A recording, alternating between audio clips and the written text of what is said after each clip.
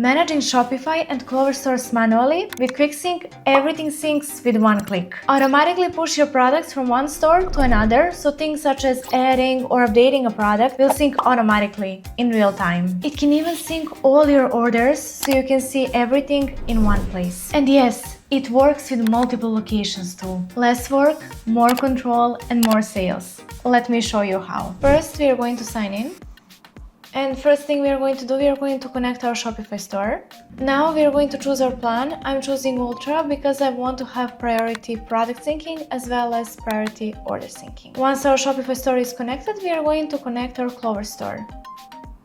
Now that both of our stores are connected, next step would be to sync the products. We can either choose to sync everything or to sync selectively. Currently, I'm choosing to sync all of my products, and I'm choosing Clover store to be my base because I'm maintaining all of my products in my Clover store. And I will also export products to Shopify, and I will also let the app create SKU for me. I just click next step, I review everything seems good, and I click start syncing.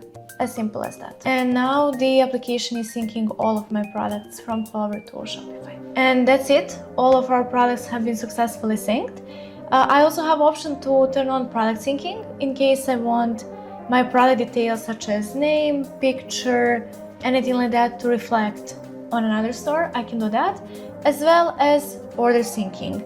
So I want to sync my orders and I want to sync them directly to Shopify, and I can also turn on order syncing, and all of my products will be synced directly to Shopify so I can do fulfillment easily.